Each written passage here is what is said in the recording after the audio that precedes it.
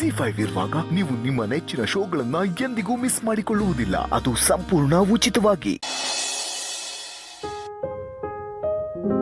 ನಾನು ದೀಪಿಕಾ ಮೇಲೆ ಆ ರೀತಿ ಕೂಗಬಾರ್ದಾಗಿತ್ತು. ಪಾಪ ಅವಳು ತುಂಬ ಬೇಜಾರು ಮಾಡ್ಕೊಂಡ್ಲು ಅನ್ಸುತ್ತೆ. ಅವಳೇನು ಬೇಕು ಅಂತ ಹಾಗೆಲ್ಲ ಮಾಡಿರಲಿಲ್ಲ. ಗೊತ್ತಿಲ್ಲದೆ ಮಗುಗೆ ನೀರು ಕುಡ್ಸೋಕೆ ಹೋಗಿದ್ದಾಳೆ. ನಾನು ತಾಳ್ಮೆಯಿಂದ ತಿಳಿ ಹೇಳಬೇಕಾಗಿತ್ತು. ಯಾಕೆ ಅಷ್ಟೊಂದು ಕೋಪ ಮಾಡಿಕೊಂಡೆ?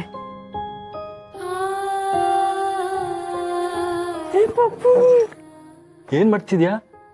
ಹಾಲ್ ಕುಡಿತಿದ್ಯಾ? ಹಸು ಆಯ್ತಾ ನಿನ್ಗೆ? ನೋಡ ನಾನು ನಿನ್ಗೆ ಏನ್ ತಂದಿದ್ದೀನಿ. ಪುಣ್ಯ ಏನಾಯ್ತು ನಿನ್ಗೆ? ಯಾಕೆ ಹೀಗೆ ಕೂತಿದ್ಯಾ? ಅದು ನಾನಿವತ್ತು ದೀಪಿಕಂಗೆ ಬೈದ್ಬಿಟ್ಟೆ ರೀ. ಮಗುಗೆ ಬಿಕ್ಲಿಕ್ಕೆ ಬರ್ತಿದೆ ಅಂತ ನೀರು ಕುಡ್ಸೋಕೆ ಹೋಗಿದ್ಲು. ನಾನು ಅದಕ್ಕೆ ಹೋಗಿ ಮಗುಗೆ ನೀರು ಕೊಡಬಾರ್ದು ಅಂತ ಬೈದ್ಬಿಟ್ಟೆ. ಆದರೆ ಈಗ ಅನ್ನಿಸ್ತಿದೆ ನಾನು ಅವಳಿಗೆ ಬೈಬಾರ್ದಿತ್ತು ಅಂತ. ಮಗು ಮೇಲಿರೋ ಕಾಳಜಿಗೋಸ್ಕರ ಅವಳು ಹಾಗೆ ಮಾಡಿದ್ರು. ಮಗುಗೆ ನೀರು ಕೊಡಬಾರ್ದು ಅಂತ ಅವಳಿಗೆ ಹೇಗೆ ಗೊತ್ತಿರುತ್ತೆ ಅಲ್ವಾ? ಅದಕ್ಕೆ ನೀನು ಈಗ ಬೇಜಾರು ಮಾಡ್ಕೊಂಡಿದ್ಯಾ? ಹಾಗಲ್ಲ ರೀ, ಅವಳಿಗೂ ಬೇಜಾರಾಗಿರುತ್ತಲ್ವಾ. ಮಗುನ ದೀಪಿಕಾ ತುಂಬ ಪ್ರೀತಿಯಿಂದ ನೋಡ್ಕೋತಿದ್ದಾಳೆ. ಅಂಥದ್ರಲ್ಲಿ ನಾನು ಅವಳಿಗೆ ಹೀಗೆ ಬೈದ್ಬಿಟ್ರೆ ಏನು ಬೇಜಾರಾಗಿರಲ್ಲ. ನೀನು ಯಾಕೆ ಈ ರೀತಿ ಮಾತಾಡಿರ್ತೀಯ ಅಂತ ಅವಳಿಗೂ ಅರ್ಥ ಆಗಿರುತ್ತೆ.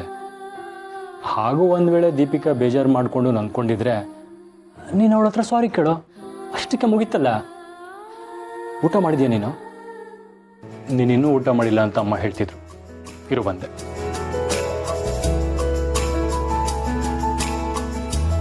ನೀನು ಹುಟ್ಟಿದ ಮೇಲೆ ಮಾತ್ರ ಅಲ್ಲ, ನೀನು ಅಮ್ಮನ ಹೊಟ್ಟೆಲಿ ಇದ್ದಾಗಿಂದನೂ ನನಗೆಲ್ಲ ಒಳ್ಳೇದೇ ಆಗ್ತಿದೆ.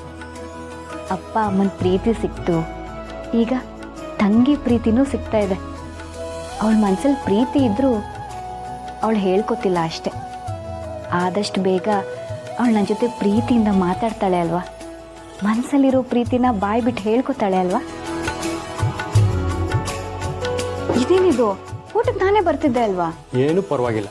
ನೀನು ಮಗುನ ನೋಡ್ಕೊಳ್ಳೋವಾಗ ಯಾಕೆ ಓಡಾಡ್ತೀಯ? ನೀನು ಮಗುನ ನೋಡ್ಕೋ, ನಾನು ನಿನ್ಗೆ ಊಟ ಮಾಡಿಸ್ತೀನಿ. ನನಗೆ ಊಟ ಮಾಡಿಸ್ತೀರಾ? ನಾನೇನು ಪುಟ್ಟ ಮಗುನ ಊಟ ಮಾಡಿಸೋದಕ್ಕೆ? ನಮ್ಗೆ ಅನ್ನ ಕೊಡೋ ದೇವ್ರಿಗೆ ನಾವು ನೈವೇದ್ಯ ಇಡ್ತೇವೆ. ದೇವ್ರ ಹಸುವನ್ನು ನೀಗ್ಸೋಕ್ಕಾಗಲ್ಲ ಅಂತ ಗೊತ್ತಿದ್ರು ನಾವು ನೈವೇದ್ಯ ಇಡೋದು ನಮ್ಮ ಸಮಾಧಾನಕ್ಕೆ. ಮಗುನ ನೋಡ್ಕೊಡೋ ತಾಯಿ ಕೂಡ ದೇವ್ರ ಸಮ. ಅಂಥದ್ರಲ್ಲಿ ತಾಯಿಗೆ ಎಷ್ಟು ಸೇವೆ ಮಾಡಿದ್ರೂ ಅದು ಕಮ್ಮಿನೇ. ನಮ್ಮ ಸಮಾಧಾನಕ್ಕೆ ಅಂತ ನಮ್ಮ ಕೈಲಾದಷ್ಟು ಸೇವೆ ಮಾಡಬೇಕು. ನೀನು ಮಗುನ ನೋಡ್ಕೊ, ನಾನು ನಿನ್ನ ನೋಡ್ಕೋತೇನೆ. ಎಲ್ಲಿ ಮಾಡು.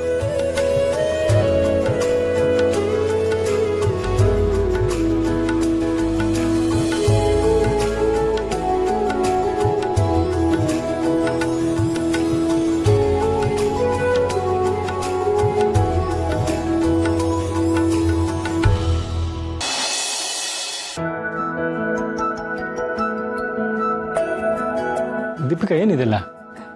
ಅದು ಮಗು ಬಂದಾಗಿಂದ ಒಂದು ಫೋಟೋನೂ ತೆಗೆದಿಲ್ಲ. ಈಗೆಲ್ಲ ಮಕ್ಕಳಿಗೆ ಫೋಟೋ ಶೂಟ್ ಮಾಡಿಸ್ತಾರೆ. ಒಂದೊಂದು ತಿಂಗಳಿಗೂ ಒಂದೊಂದು ಥರ ರೆಡಿ ಮಾಡಿ ಫೋಟೋ ಶೂಟ್ ಮಾಡಿಸ್ತಾರೆ. ಅದಕ್ಕೆ ಮಗುಗೆ ಫೋಟೋ ಶೂಟ್ ಮಾಡಿಸೋಣ ಅಂತ ಇದೆಲ್ಲ ರೆಡಿ ಮಾಡ್ತಿದ್ದೆ. ನೆನ್ನೆ ನಡೆದಿದ್ದನ್ನೆಲ್ಲ ಮನಸ್ಸಲ್ಲಿ ಇಟ್ಕೊಂಡಿರ್ತಾಳೇನೋ ಅಂದ್ಕೊಂಡಿದ್ದೆ. ಆದರೆ ಅದನ್ನೆಲ್ಲ ಮರೆತು ಎಷ್ಟು ಖುಷಿಯಾಗಿದ್ದಾಳೆ.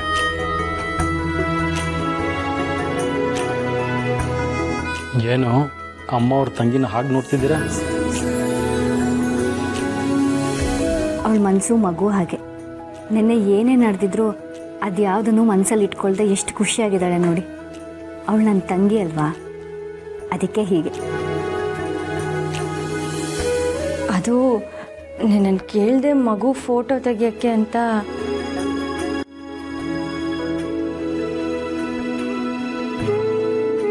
ಇನ್ನೇನು ಅಷ್ಟಕ್ಕೇನೆ ಪರ್ಮಿಷನ್ ಕೊಟ್ಟಿದ್ದಾಯ್ತಲ್ಲ, ಫೋಟೋ ಶೂಟ್ ಶುರು ಮಾಡೋಣ. ದೀಪಿಕಾ, ಅದೊಂದು ಬಟ್ಟೆ ಸಾಕಾಗಲ್ಲ ಅನ್ಸುತ್ತೆ. ಮಗುಗೆ ಮೈಕೈ ನೋವು ಬರುತ್ತೆ. ಇನ್ನೊಂದು ಬಟ್ಟೆ ಹಾಸ್ತ್ಯಾ?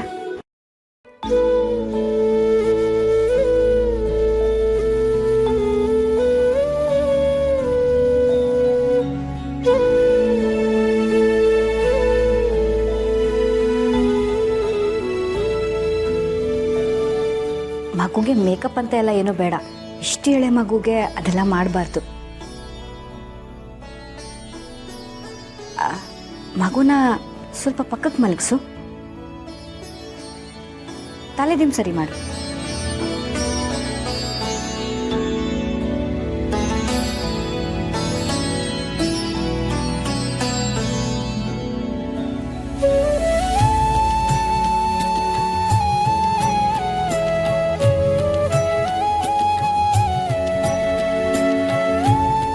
ಬೇಡ,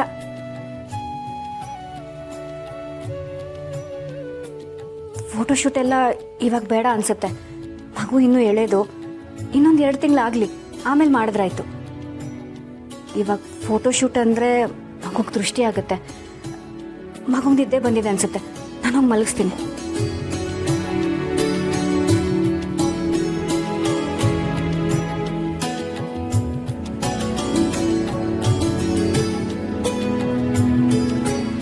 ಅವಳು ಹೇಳೋದು ಸರಿಯಾಗೇ ಇತ್ತು.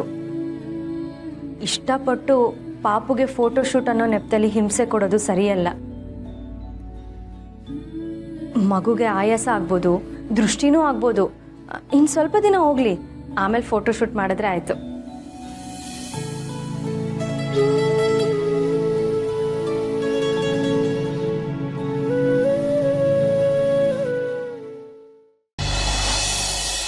ಅಯ್ಯೋ, ಏನಾಯ್ತು ಕಂದ? ಆಯ್ತಾಯ್ತು. ಏನಾಯ್ತೆ? ಭೂಮಿ, ಏನಾಯ್ತು? ಮಗು ಯಾಕೆ ಇಷ್ಟೊಂದು ಅಳ್ತಿದೆ? ಏನು ಅಂತ ನನಗೂ ಗೊತ್ತಾಗ್ತಿಲ್ಲ. ಹಾಲು ಕೊಡ್ತಿದ್ದೀನಿ, ಸರಿಯಾಗಿ ಕುಡಿತಾನೂ ಇಲ್ಲ.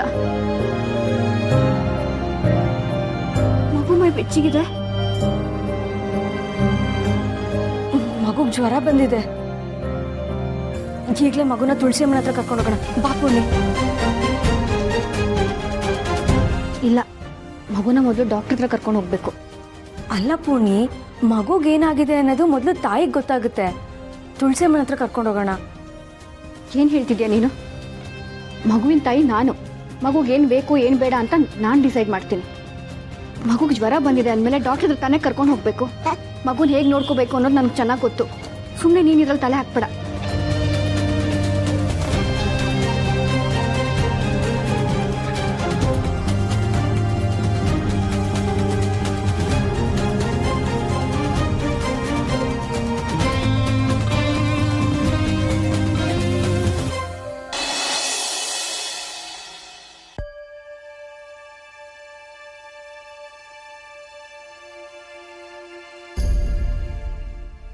ಅಮ್ಮ, ಮಗುಗೆ ಯಾಕೋ ತುಂಬ ಜ್ವರ ಬಂದಿದೆ, ನೀವು ಬನ್ನಿ. ಪೂರ್ಣಿನೇ ಡಾಕ್ಟ್ರಿಗೆ ಫೋನ್ ಮಾಡ್ತೀನಿ ಅಂತ ಹೇಳಿದಾಳಲ್ವಾ? ಮಗನ ಪೂರ್ಣಿನೇ ನೋಡ್ಕೊಳ್ಳಿ.